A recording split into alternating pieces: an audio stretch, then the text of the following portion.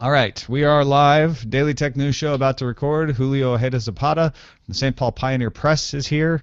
Hi, Julio. Hello, how are you? Good. And we're about to record, so here we go.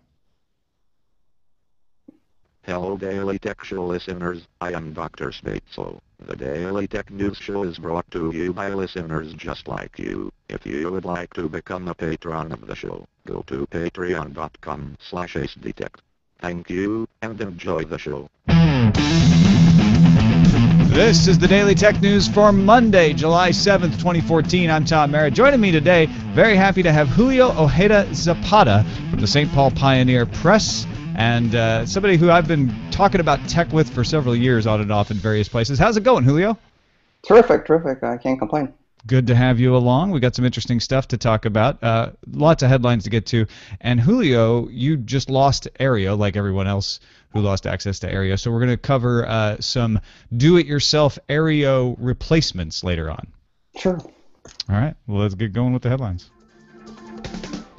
Facebook's Oculus announced its first developer conference called Oculus Connect. It will take place September 19th and 20th at Loews Hollywood Hotel in Los Angeles. In addition to keynotes from Brendan Iribe, Palmer Luckey, John Carmack, Michael Abrash, attendees will also be able to take part in sessions and labs with in-house Oculus engineers. Oculus also acquired RackNet, a provider of a cross-platform C++ game networking engine, some middleware, and they open-sourced it under a modified BSD license. You can get it from the Oculus GitHub repo. TechCrunch reports Gartner published forecasts for global PC, tablet, ultramobile, and mobile phone shipments for 2014. 2.4 billion units will ship from these categories, 88% of which will be mobile phones and tablets. About half of those will run Android, they say. Tablets will only make up 256 million of that number. PCs are expected to ship 308 million units, meaning that at least not this year, tablets are not going to surpass PCs. However, Gartner expects that will change in 2015 when they predict 317 million PCs will ship in comparison to 320 million tablets. But interestingly, if you paid attention to those numbers, Gartner is expecting not only growth in tablets to slow, but PC declines to reverse, at least between 2014 and 2015, into growth again for PCs. Does that surprise you, Julio? No, I wasn't paying attention. What was the story about again? It's the Gartner group saying that PCs are going to actually grow again next year, although tablet sales are going to surpass them. Yeah, well, see, the PC market has been in a little bit of a slump. So a little spike here and there is to be expected. We just really don't know what's going to happen really long term. Yeah. Apple sales are the ones that sort of continue to be healthy. So. Daily Tech reports the LG G3 smartphone and the G Watch will go on sale in the online and real-life AT&T stores July 11th in the U.S. The G3 is also on Android 4.4 KitKat phones with a 5.5-inch QHD display. The G Watch, on the other hand, runs Google's new Android Wear operating system. The Next Web reports South Korea's Fair Trade Commission has introduced new rules requiring Apple and Google to make it easier for users to get refunds for apps. Google has not allowed refunds and must now also prevent apps from automatically charging full price for an app at the end of a trial period. Apple does already allow refunds, but will be required to make its policy more visible and do a better job notifying customers of changes in the policies. Google's changes will only apply in Korea, while Apple is actually considering making its changes apply worldwide. Engadget reports the second-generation Kinect sensor for Windows will begin shipping on July 15th. The new Kinect was already available for pre-order from Microsoft for $199 in the U.S. and £159 in the U.K. Developers can publish Kinect apps to the Windows Store once they get it. Reuters reports the U.S. Secret Service arrested 30-year-old Russian Roman Valerovich Seleznev Saturday on charges of hacking U.S. computer systems at retail stores in order to steal credit cards. Seleznev was indicted in the state of Washington on March 2011 on charges of bank fraud, identity theft, and accessing a protected computer. Engadget reports the mobile payment consortium of telcos and commerce partners called ISIS has decided to change its name to avoid comparisons with Sunni militia in Syria and Iraq that you may have heard about, who have declared a caliphate spanning those states. The new name was not announced yet. One imagines Archer may face the same dilemma. Time for some news from you. Techie Noob had our top vote getter at the subreddit. Go in there and vote if you haven't checked it out. dailytechnewsshow.reddit.com. Techie Noob pointed out the imore.com story that the U.S. Transportation Security Administration has ordered new security measures regarding electronics carried onto direct flights to the U.S. Passengers may be asked to turn on devices, especially things like cell phones, and devices that don't turn on will not be allowed through security. The BBC reports the checks may be done at security checkpoints, but they also may be done at boarding gates. Passengers can put dead electronics in their checked luggage, or they can try to charge the phone nearby or opt to use a service to have it shipped. The rules apply to newly purchased devices as well as broken ones. This is a really interesting story because I think it's not technologically unfeasible for somebody to sneak a bomb onto a plane on a device that can also turn on. I'm constantly worrying about technology getting to the point where they can get ahead of security. And so I think a laptop, for instance, that can be turned on and also contain a bomb, I think that is technologically feasible either now or in the near future. So flying really scares me a great deal because I'm wondering. Yeah. I agree with you on the fact that there are lots of ways for someone who really is determined to do harm to get around this particular scenario. I would imagine the TSA doesn't talk about these sorts of things at any great length. I'd imagine they would say that they have specific intelligence regarding this type of thing and they want to help stop it. The question is how effective that is. I mean, like you say, somebody could have what they call a battery charger with an LED that turns on. There you go. It turns on, and there could be anything else inside there besides a battery. I am not convinced that these sorts of procedures are effective given the amount of inconvenience that they cause. It's arguable how inconvenient this is going to end up being, though. And Bruce Schneier I think he uses the phrase security theater. Yeah. It's all theatrics, and so I'm really bracing myself for the next big incident because I don't think security procedures are all that bulletproof or effective, and so something's going to happen sooner or later. SP Sheridan submitted the Verge article noting that YouTube has begun surfacing links to its video quality report in videos that are buffering or having other streaming issues. A new pop-up bar reads, "Experiencing interruptions? Find out why," and then links to a page comparing ISPs in your area and ranks them by their ability to stream to YouTube. That way, informed consumers can look at the report, realize that while their current ISP may not support good streaming, they can despair if they're in the US or Canada, because there's usually not much of a choice. But it might work great in countries with ISP competition, I suppose. And TM204 submitted the Recode article claiming its sources say Google has set aside as much as $500 million to expand the Google Shopping Express service nationwide in the United States. The service lets customers order items from local retail stores and have them delivered, sometimes on the same day. Google wants to tie that service into search ads for products to try to reclaim the product searching crown from Amazon. And that is a look at the headlines. Don't forget, folks, real quickly, we do have Daily Tech News Show shirts if you're interested, /loop.com. It's another way to support the show besides Patreon. If you want to wear a shirt, they have them in white, black, and ash, and they have that logo that was designed from Mustafa at thepolarcat.com. So go check them out, SLASHLOOT.com. We appreciate your support if you do pick one up. All right, Julio, let's talk about this. Now, you had access to Aereo. And after the Supreme Court decision, of course, Aereo had to shut down. What have you done? What can you do to replace it?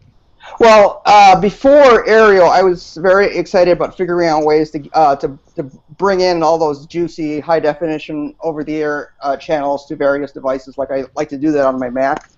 And I reached a point where I decided, that's all obsolete. Aereo's here. Who the hell needs that stuff? Now with Aereo likely dying, I'm furiously rewinding and revisiting some of those technologies. I'm finding some interesting things. Mo, who created this very thin paper-like antenna, I'm discovering that there's a little bit of an arms race going on there. A lot of competitors are coming up with similar antennas. At the same time, some products that I have really liked, like Elgato used to have little dongle-like TV tuning devices for Macs. Those are off the market, and so I'm a little dismayed that certain products that I think can again be very useful for a lot of people are not around. I've asked Elgato if they're going to put those back on the market. They haven't responded. But as you and I know, there are a lot of other alternatives. So. Yeah, I never had access to Aereo, so I have been trying to roll my own sort of thing. The best one I've found so far is a TiVo Romeo. You have to get the base model if you want to be able to plug an antenna in. For some reason, the Romeo HD and I can't remember the higher end model only do cable card. The Romeo, that is $200, the cheapest one, has an antenna port and cable card, but it doesn't have the slinging features. The Rome in Romeo is supposed to mean that you can access your DVR over the internet by apps, and you can't do that with the one that gets over the air. I don't understand the disconnect there, but it's $200. You can buy something called the TiVo Stream separately for $130, and then attach it to the base model Romeo, and then you can do the slinging feature. And you still have to pay $15 a month for service, or $500, I think, for a lifetime service. So you're talking with TiVo, $330 to be able to mimic Aereo on your own, and then $15 a month, which is already more expensive than Aereo was. Yeah, and several things worry me. You see, Aereo sort of removed the complication of having to set up your own antenna. All these other things we're talking about, you have to set up your own antenna, and depending on where you live, depending on where your antenna is, indoors, outdoors, it just creates all kinds of reception and other complications. And then all these companies are sort of coming in and trying to position themselves as Aereo alternatives, and they're trying to set up business models where they're going to charge you a bunch of money, and you're almost getting to the point where what's the point of disconnecting cable? You're still paying a bunch of money. So it's interesting. Like in my case, I've got my iMac right over here. I've got my old Elgato tuner and an antenna with the Titan TV guide, and that's not costing me anything. But it's very nerdy. My wife would never hassle with any of this kind of stuff. So you have to come up with something that's very consumer friendly, very easy to use. But then those people are going to get milked for a bunch of cash. So it's I'm not really sure how this is going to play out, and whether this ultimately is going to be sort of a realistic, consumer-friendly, and affordable alternative to Aereo, which Aereo I thought was, we don't have to get into the legalities, but I thought Aereo was technologically kind of a brilliant service. We were watching the World Cup via Aereo's New York City-based antenna data center, and it was absolutely fantastic. But then the Supreme Court thing came down, Aereo went off the air, and we lost our Copa Mundial, so that was kind of a hassle. Now, you had press access to it, which is why you got the New York service. Yeah, exactly. Normally, if you're in Minneapolis like you are, you would have to have only the Minneapolis channels. That was part of the way they were protecting themselves. And they had announced that they were going to launch in the Twin Cities, but they never did. So yeah, they never got a chance to. And that is the key part of Aereo to me, is not just the fact that it was providing channels over the internet, but it was providing you access in various ways, right? You could get it on your phone, you could get it on your tablet, you could watch what you want, where you want, when you want, which is exactly what we talk about on Cord Killers with Brian Brushwood all the time. And in fact, Aereo had a way to interface to connect with the TiVo, with the Roku rather. So we had an app on the Roku box where we could tune into the World Cup games.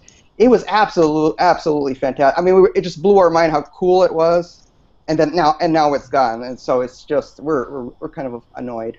Now, there's three other options here. I mentioned the TiVo Romeo just because it's got probably the best DVR functionality, the best DVR interface. Its app interface, though, is rotten, if that's important to you. That's not important in mimicking Aereo service. A Slingbox with a TiVo would be more expensive than a TiVo Stream being paired with it, which is why I mentioned TiVo Stream for sending your video out. But there is no Slingbox subscription. You buy a Slingbox, you can send whatever video you have out over the internet to your PC, to your tablet, to your phone. But there's now Tableau, Simple TV, and Channel Master that are all variations on the idea of not plugging into the television, but plugging into the antenna, which gives you some flexibility on where you put your antenna. Maybe the antenna gets better reception in an area that's you don't really want to run a big long cord all the way to the television. What you can do with all three of these, Tableau, Simple TV, and Channel Master, is plug it in Actually, I think I'm wrong about Channel Master, but with Tableau and Simple TV, you plug it in near where the antenna is and plug it into the internet, and then it streams to your phone, to your tablet, to your computer, and to like a Roku device. So it's exactly like running Aereo yourself. The problem with both of these is that you have to supply the hard drive. Then they're $220 for the Tableau and $200 for the Simple TV, and you're still having to pay for the guide info. It's $250 a year for Simple TV, $350 lifetime, $60 a month. I'm sorry, that's if you buy the device and the service together. But the service on its own is $60 a month for service, or $150 lifetime. So this is expensive. Do I have that? I can't have that right. That can't be $60 a month. But it's $150 lifetime. The point being, not so much about the amount. It's $5 a month for the Tableau. That's still cheaper than the Aereo, but it's going to take you a couple of years to pay off the hardware you bought. Yeah, so I'm very leery of getting myself into these kinds of situations. So the thing I would recommend that people look into, especially if they're a little nerdier, is if you have a spare computer in your house, repurpose that as kind of a dedicated storage device. Then Elgato tuners are off the market, but Hauppauge, I'm not sure if I'm pronouncing that correctly, Hauppauge, they sell the identical hardware just with a different brand name. Buy one of those little TV tuning devices, connect one end to USB on the computer, the other end to an antenna, install the DVR software. Elgato makes that for the Mac, and there are PC versions. And once you have the computer set up with the antenna, with the TV tuning dongle, you've basically rolled your own tuning / DVRing / time shifting setup. Like I said, I'm doing that with my Mac here.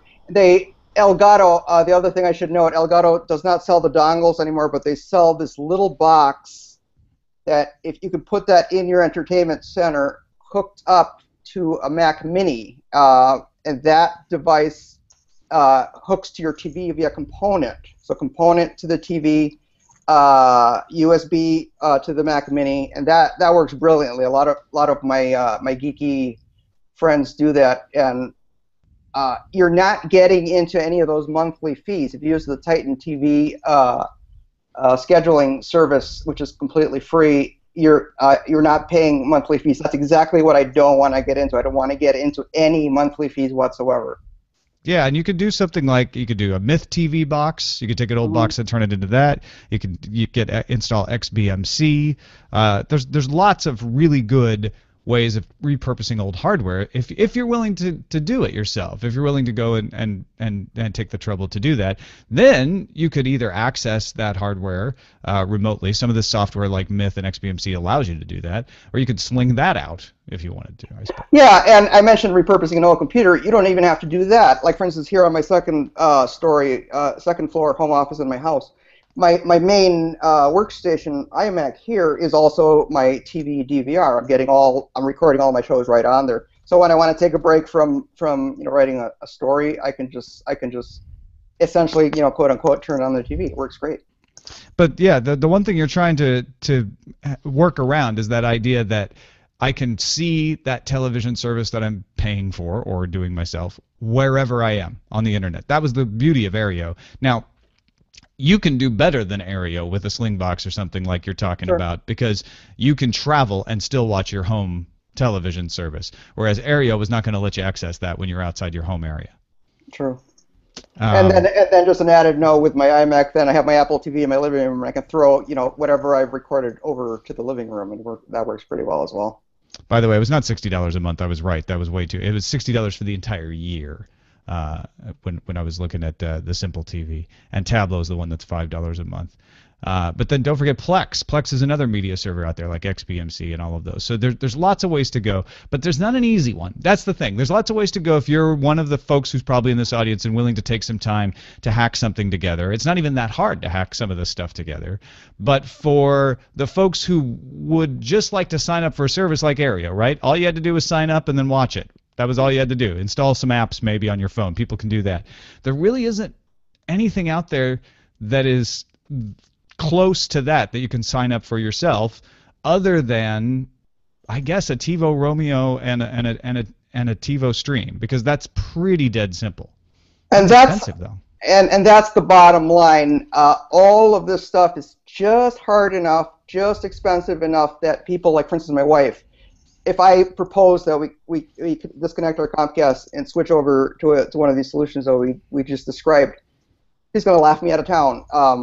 She was completely 100% sold on Aereo, especially after getting all of her World Cup matches. She's from South America, by the way. And she's having a good one then. Yeah. And so Aereo, she could get Aereo. She wouldn't get any of this other stuff. And so the demise of Aereo is a tragedy.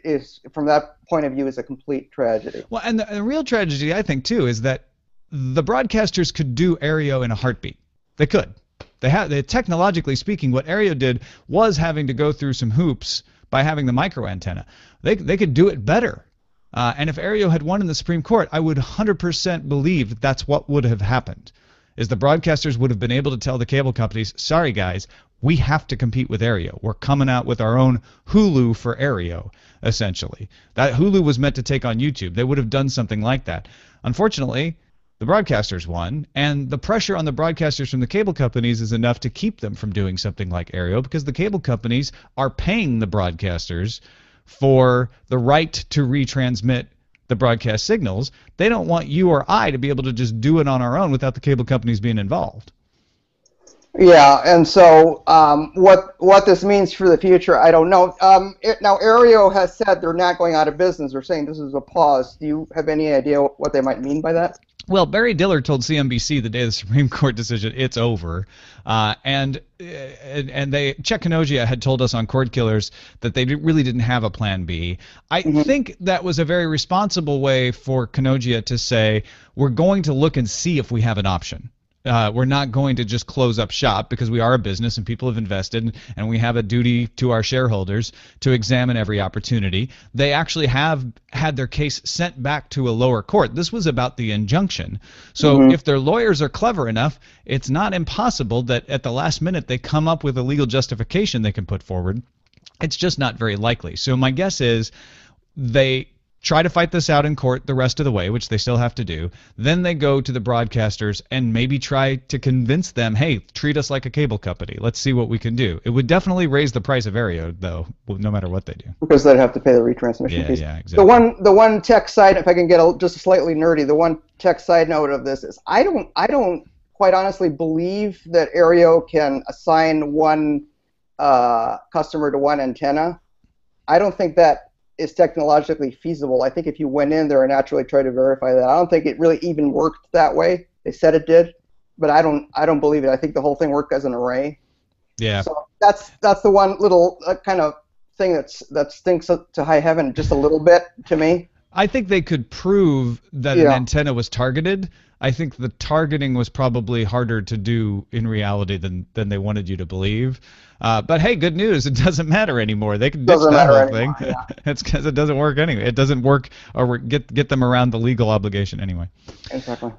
All right, let's take a quick look at the calendar. Tomorrow, July 8th, Windows Phone 8 support ends. That's Windows Phone 8, so if you haven't upgraded to 8.1, you want to do that. July 8th through 9th in San Francisco, Mobile Beat, VentureBeat's 7th annual event on the future of mobile. And July 8th through the 13th is the annual Allen & Company Conference in Sun Valley, Idaho. Also, July 17th, they've just announced today that the Destiny beta test period will start. July 17th is when you can do it on the PS4 and PS3. It'll be followed by the Xbox One and Xbox 360 on July 23rd, and will be available across all platforms until July 28th at 3 a.m. Eastern Time. Then it goes back into waiting for the full game release September 9th.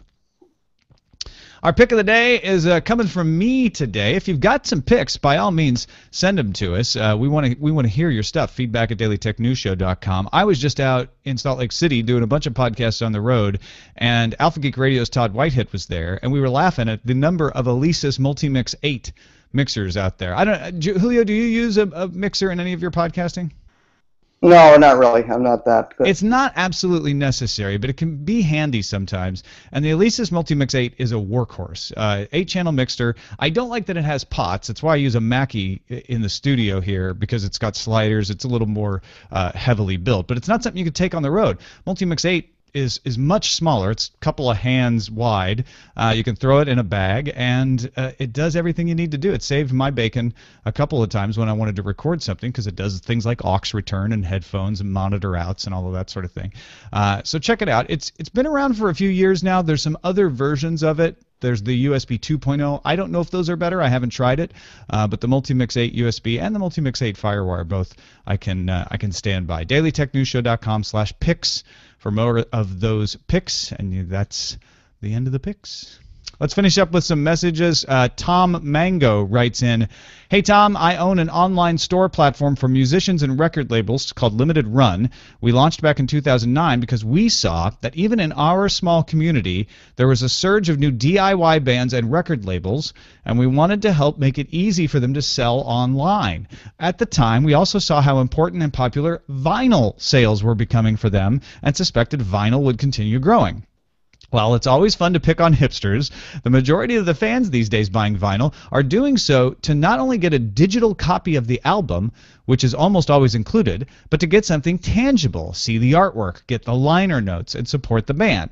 While vinyl is still bought to be listened to by some, collecting it and supporting bands are the major factors in terms of increased vinyl sales today, at least according to Tom Mango here."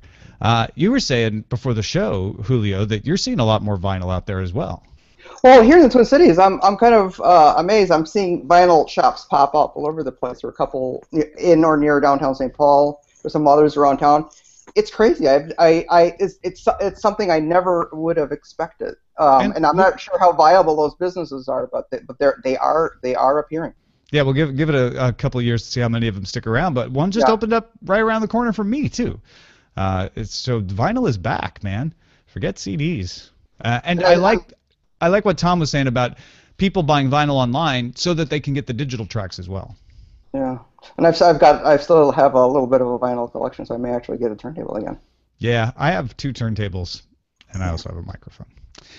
Jason Zions of Bellevue, Washington wrote in and said, "Finally got around to listening to the July 4th Nerdtacular episode. After thinking about it, I think I understand the visceral hate reaction people have for sites like Buy My Parking Space or Pay $5 for my made but unwanted reservation.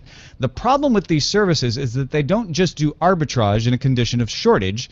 They actually create or exacerbate the shortage and then extract rent from the situation." He says, "Sorry for the economist language, but maybe I listened to too much Marketplace. The problem with StubHub isn't that it exists. The problem is organized scalping, in which some jerk leverages technology to buy hundreds of tickets solely for the purpose of resale. Tickets sell out crazy fast because of people like this, creating the shortage. Folks who want to go to the show have zero choice but to pay the rent charged by the scalper to get tickets that, had the scalper not acted, would have been available for sale through ordinary channels. It feels like we're paying ransom to some evil bastard who hijacked what would otherwise be available. That restaurant service sounds like some jerk making the rounds of every hot restaurant every morning and reserving tables exactly 6 months or 1 year or whatever ahead, such that, should I call later that day, whatever they're booking ahead is gone, thus the shortage. Evil, man," he says. "Just evil." Do you agree? We had a debate about this on Friday. Well, it does sound a little slimy, but on the other hand, it doesn't sound like the kind of a business model that can scale easily. So I wouldn't worry about it becoming too pervasive. I think there's a difference, we talked about this Friday, between something like a parking spot, which is actually owned by the city, and the city can say, hey, we own this is what you can and can't do there, versus the reservations, which I guess are owned by the restaurants, but it seems a little more freewheeling in that case. But there's some interesting experiments that are similar that are probably not going to be as controversial. Like right here in St. Paul, there's a parking ramps are signing up with a service whose name escapes me, but you can reserve your parking space in advance. You're doing that directly with the actual ramp, but you're reserving your parking space in advance, and then you just pull up, flash your phone, read a QR code, and you're in. And so there's some interesting stuff like that going on that I find very intriguing. I think most people would be okay if the parking garage itself is making it easier for you to get a parking space in that case. It's when other people kind of ride in. But maybe we need those other people to ride in and do things like Parking Monkey to force the parking owners, the parking garages in this case, or even the city of San Francisco in the case of Parking Monkey, to make it easier to find parking spaces. You know, it drives competition, and that's a good thing. True. And finally, this regards what we were talking about earlier about YouTube popping up those messages saying, hey, your streaming's slowing. He says, I find it hilarious, sort of, that trying to watch the John Milburn interview in 720p HD on my Comcast cable modem-connected Mac constantly gets buffering, 30-second pauses every couple of minutes. YouTube does pop up a little window saying something like experiencing interruptions, find out why, so he got this, with a button that pops up a report. Comcast usually should be fine for 720p HD signals. He says, I do question YouTube's numbers as they seem to be reporting that most of the video downloaded by Comcast customers is HD, but I can't imagine the majority of video content on YouTube is HD. You might be surprised about that. There's a lot of HD content on there, and maybe that's the stuff people prefer to watch these days versus the stuff from your phone. I don't know. Anyway, Whistle says he's my boss, which he must be because he must be a patron, sends that in. So there's one in the wild, Julio, somebody actually running into this thing and then having Google's report say, you should be fine for this video. Yeah. I think there's a lot of finger pointing about different people responsible for your online videos sort of blaming each other. There's a lot of finger pointing going on about who is responsible for buffering and congestion and so forth. Well, and there's a lot of factors that can cause it, and I think that's what Whistle may be running into. Is there's something else in the chain causing his YouTube buffering? Maybe it's YouTube, right? Instead of actually being Comcast's fault in this case. That's what that report seems to imply, anyway. Sure.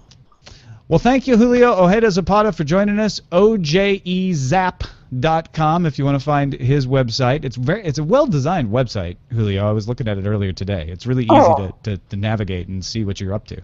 Oh, thank you. OJEZAP.com is the website I think you're referring to. Yep. Okay. And, of course, St. Paul Pioneer Press. You can find his work there. You can follow him on Twitter, twitter.com/OJEZAP. Anything else, Julio, to let folks know about before we let you go? I do a lot of writing I just want to plug tidbits.com. Tidbits is a Mac enthusiast site, and it's the oldest online electronic site in existence, tidbits.com. I'm doing quite a lot of writing for them. If you're of a Mac or Apple bent, you should definitely check it out. Check it out. Thank you, Julio. And then I'm going to cryptically say I'm working on an interesting book about my favorite coffee maker. That's all I'll say for now. All right. I'm intrigued. I can't wait to hear more.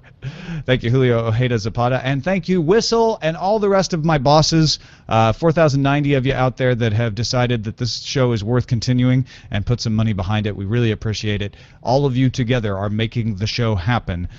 So thank you very much. bit.ly/helpdtns. Don't forget you can have a voice in what stories we cover at our subreddit, dailytechnewsshow.reddit.com. You can email us feedback at dailytechnewsshow.com. That's where you could send the pics as well. Give us a call, 512-59-DAILY. That's 512-593-2459. And listen to the show live on mobile.alphageekradio.com. And, of course, our website is dailytechnewsshow.com. We'll be back tomorrow with Shannon Morse from Hack 5 as our guest. See you then.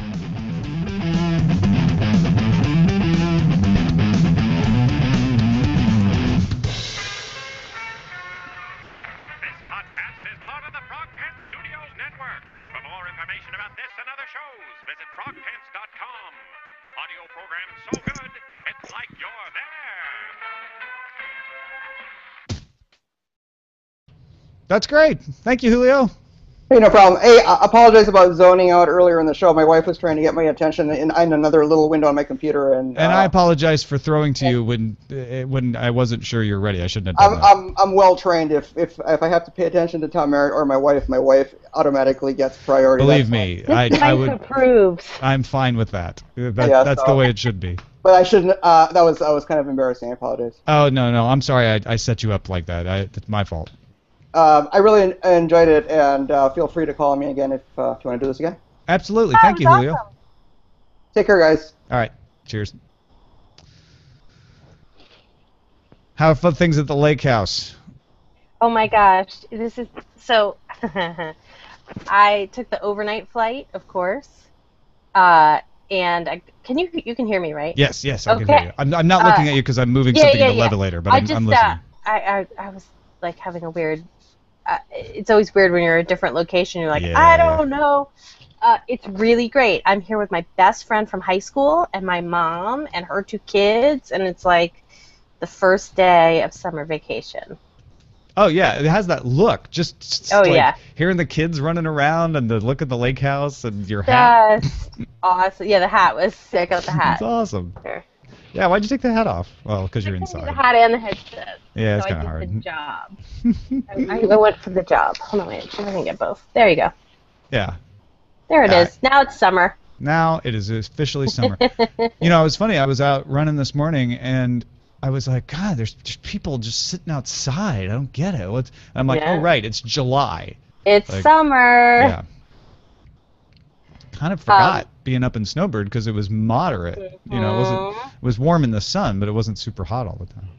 Yeah, no, this is and I had one of those flights where like this is the worst thing that happens on a flight. Well, not the worst thing. There have been worse things, but when you like the doors close and the middle seat between you and the other person is still open. Yeah, that magic feeling. And then they swap you because somebody needs to sit next to their kid. Oh. And you're like, what am I gonna do? Yell at a mom for wanting to sit No, next to you're her gonna kid? be like, I'm not gonna do that. But Sorry. like the silent hatred of the whole situation when you were gonna have a middle seat on a night flight is super painful.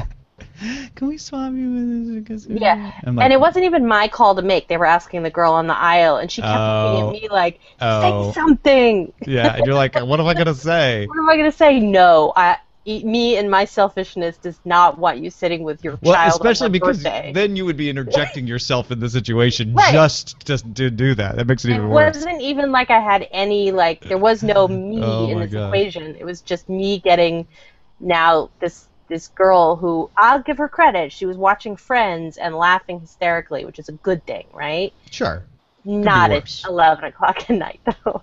Man, I on my flight back, because I connected in San Francisco, my flight back from San Francisco, we got on and it's like 30 teenagers from the People's Republic of China, all like punching each other, mostly boys, right? Yeah. Just punching each other and being loud. I'm like, oh my God, Yeah. this is gonna be horrible.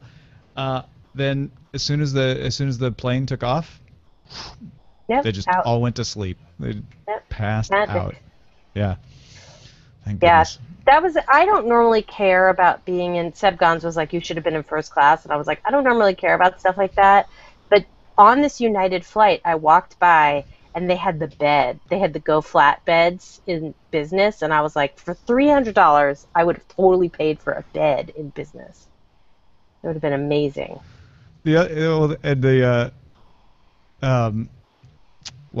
I have two things to say to that, Subgons. First of all, if you increase your patron level enough, she could fly. Just kidding. Mark that down. Patron guilt. Patron level $500,000. Jenny gets to That's fly right. first class everywhere. That's right. I'm not sure if that will motivate people somehow. It's not important. I don't know. They should care about your comfort. You know, it was pretty all right. God bless Valium, and you know, having a window seat at least. Did you say Valium? Yes, I did. What Not are you? Valium. What are you, a Valium. 1968 housewife? Yeah. Oh, my nerves. No, I just took a half of Valium, and I was like, all right, great. I could watch Captain America: The Winter Soldier. Or I could just sack out. All right, Betty Draper. Yeah. Yeah. I went straight out, and I woke up over like Hilarious. Cleveland, and I was so happy. Yeah, no, that's magic right there. All right, we want to see a proper dog. Can you see? Hold little on, I'm backlit. Oh, I need a title actually. Let me see the Yeah, proper dog. Todd Whitehead had the title of the day. Oh, actually, you're was right. I already wrote it down. And I'd Self-inflicted forgotten. DVR. Self-inflicted DVR. Yep. Oh, okay. Give me a second. I want to see the proper dog though, because I didn't get to see it. Lolly, come here. Come here. Proper dog. Wait, can you see? She's moving too fast. Lolly, come It's an here. invisible dog. I know. There we go. Oh, there. Wow. Yes, a that is proper a dog. dog. What kind of dog is she? Is she a Malamute? She's shepherd a mix or dog something? off the streets of Yeah, Newark. she's a mix of a bunch of Say stuff. hi, Lolly. You are amazing. Yeah, she's pretty chill right now. Aw. I'm the only one in the house. Can you steal her for me? Thank you. She's really great. She's a great dog. Yeah. Good Lolly. All right, let's see. What do we got? So we Her have a name is title. what? What's her name again? Lolly. Lolly. Lollie or Y, depending on the mood. Like lo. Yeah. So yeah, self-inflicted DVR. Thank you, That Todd is- Whitehead. You You win. can't beat a Todd Whitehead title, really. You can't. It's like that old slogan says. You I can't have to beat say- a Todd Whitehead title. That's right. A Todd Whitehead title's not the best. I really have to say that possibly one of my very favorite parts of Nerdtacular was meeting and spending time with Todd Whitehead and his wonderful wife. Oh, good. That was like the win of Nerdtacular, among other wins. But They are. Well, yes, there were many, many wins. yes. For Yes. sure. For That was the Seb Guns and I we have agreed our joint favorite moment of Nerdtacular Yeah. was in the autograph signing. We were passing along posters and we'd say this one's for so and so, right? And a lot of times that person wasn't there. So that you had to know that going in. I'm sitting next to Veronica. I pass on like this one's for Seb Guns. And she's like, "Oh, I know Seb Guns." And I'm like, "That's Seb Guns." And she's like, "What? Oh my God!" Yeah. It was amazing. That's my favorite thing. To see Seb Guns, Chimera, and TV's Egon Yeah. in a row in humanity standing there was like, whoa. No, you get awesome. you get kind of starstruck. You're like, "Oh my gosh, the chat room alive in front of me. It's amazing." Yeah, it was pretty cool. It was pretty cool. And that panel was really fun too. And Chimera, by the way, I haven't even seen TV's Egon's pictures yet, which I assume to be amazing, but I haven't seen them yet. Chimera took 3 of the best pictures of me that anyone's taken in like 5 years. Awesome. Yeah. You're gonna use them for your. They're already avatars? populating their way through my social media. That's what I was Excellent. doing. Excellent. But like that was just like a free photograph of high quality. Fantastic. So that was pretty great. And then we got stickers. We got removable tattoos. It's a DTNS. It was really fun. Yeah, you guys are the best. It Yeah. was so fun, and we'll do it again. Jenny won't be able to make it to Dragon Con, sadly. Yeah. But we will. I come down on that's a sword and laser. If 2 paths diverge, that path diverged towards sword and laser. I think Dragon Con. Yes, it is definitely Sword and Laser's big show Right. of the year, Right. for sure. So, let's find ourselves a big, awesome tech conference to go to. But we are doing daily tech news. Apparently, I didn't tell you this because I forgot. Oh, okay. I looked at the schedule. They scheduled daily tech news show for 10 p.m. Oh my God. on like a Sunday, I think, and called it Daily Tech News Show After Dark. So we will not be doing a normal daily tech news show at Dragon Con, and you and I should put our heads together. What stimulant we're going to be using to stay up that late? Like that. Well, that's easier for me on the West Coast. That's only 7 o'clock on a Sunday. That's true. No good TV on at that You're point. not really, You're not really having to stay up super late. Yeah. But now we know how we can do it too, which is kind of cool. Yeah. Now that that awesome guy Brendan showed us how to loop I someone want in. to take Brandon to to Dragon Con with me. I know. He was so good and so calm, and he'd be like, "Yeah, you just doot, perfect audio." Because the Dragon Con people are always very helpful, but they're always so pulled in so many different directions that sometimes things take a little longer, or they're a little frazzled, or whatever. And he was just like, "Oh, well, what if we did this? Okay." Yeah. And he knew how all the equipment worked and everything. That's why one of the reasons the Alesis was my pick today, because he knew it because I was using it. He's like, "Oh yeah, we've got a dozen of these." Yeah. That is pretty awesome. Yeah, all in all, it was an awesome experience. I'm glad. I'm glad you enjoyed it. Well, I did. I wrote all my altitude love poetry. Winter is coming. Wait, no, I thought about this later after I emailed you. I'm like, but isn't that a bad thing? It was not a perfect. Right. Okay. It was not a perfect thing, but really, it was the only thing because I actually did think don't worry, mountain, winter is coming. And then I was like, wait a second. It was totally, you couldn't pass up the Yeah. reference. I'm sorry. Like, doesn't really matter. You can't pass up the reference, but yeah, had I thought about it or worked on it a little harder, I probably could have made that reference sing a little more. But I was just like super happy about the mountains, I think. Yeah. Or the mountains. The hills were mountains. The hills were alive with the sound of nerds. They really were. I met Tensor Guy. That was like super Oh, cool. yeah. He is fantastic. I met like so many people, and now I feel like I met them and I know what they look like, but now I'm not sure I can place the chat realm name back to the person that I met. So if I met you and I just didn't mention your name, you are also awesome. You are assumed, if you are in this chat room right now, you are assumed awesome. You're assumed awesome. Yeah. And also, if you're listening to this later, you're pretty awesome too. All right.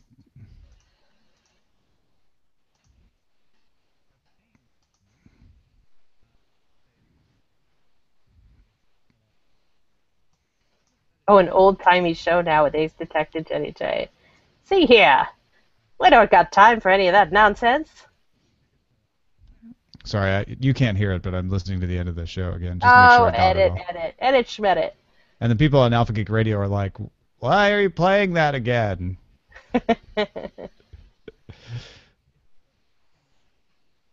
I'll just Because keep it looks too that short. aren't on The Alpha Geek. time code looks too short. That's why I'm checking. Uh-oh. Trouble, trouble. Oh, wait, I could sing that. It does this sometimes, though. Somebody put that in my head. I'm just saying.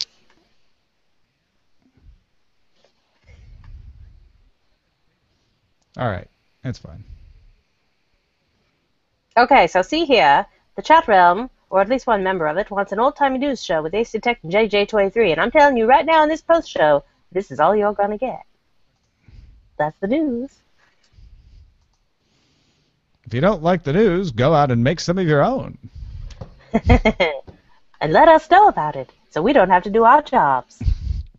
Now, the soap. If we could crowdsource, like we're almost crowdsourcing the content of the show, right? Yes, with the that's true. subreddit. If we could Yeah. crowdsource the creation of the news, too. Man, Close that the would loop. be awesome. Amazing. All right. Yeah, something weird happened. Did something go funkadelic?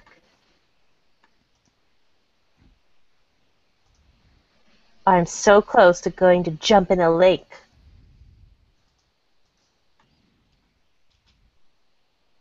Jump in a lake.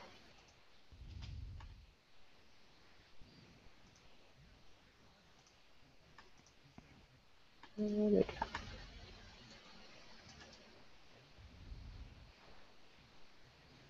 Something weird in the time code. It's actually not a big problem, but I'm going to export again. Okay. Just because. I don't think it's going to cause it's not one of those panic like, no, it's cut off. It's Right. that the time code is 28 minutes 11 seconds. That And is not how long And our when show it gets to was. 28 minutes 11 seconds, it just stops.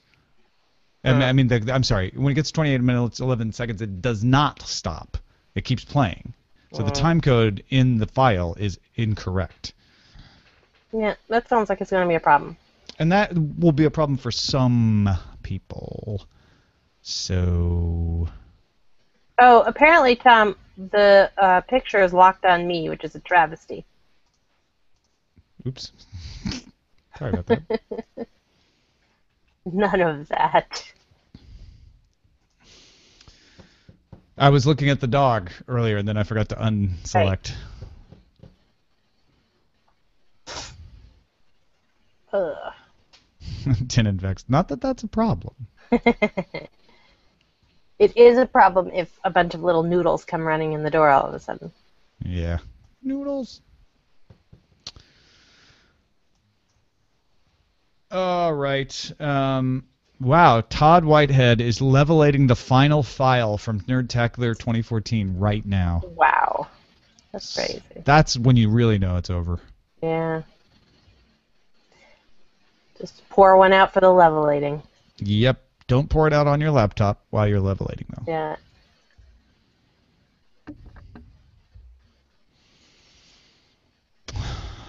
I can't believe that. I felt like the team of me and the double clicks, Dills and Craig was just destined for a championship. I know. I heard. I only saw the part of the first panel where it was like Scott versus Jury versus. I couldn't quite figure out like who the teams were. It was a little confusing to me as a noob. Well, it was all the people on the right were one team, and all the people on the left were the other. They didn't have uniforms though. Yeah, and so I missed the second part. I missed your panel. Mm-hmm. Well, we won the first round. Then we went on to the final round on Saturday. I see. And then Jury destroyed us. Yeah, I had to say I was pretty impressed with his vast attic of random knowledge. No kidding. That should not be allowed. I was like, wow. I mean, I knew he was smart, but I also didn't know that he retained like the files of Mrs. Basil E. Frankweiler in his head. It was really quite something. It was crazy. Yeah. He should be illegal. Yeah. He is a performance-enhancing substance himself. He is. And also, I will say that I thought that the live night attack was really one of the best ones I've heard. Oh, yeah? Yeah. It was, like, super tight, super funny, energy of the crowd. Like, it was great. That was a lot of fun to watch. Yeah, they were on. They were good. Not to mention the fan casting. Oh my God, T2 deserves a medal, or some kind of award. Yeah. And everybody else that pitched in, Viking Lass, I think was. There was one guy whose name I forget, who's literally holding up a phone the whole time. Yeah. I mean, that's wild. That's some crazy stuff. You're a wizard, T2. Curly. It was Curly. Curly was holding it. Okay. That's a lot of holding of one little phone.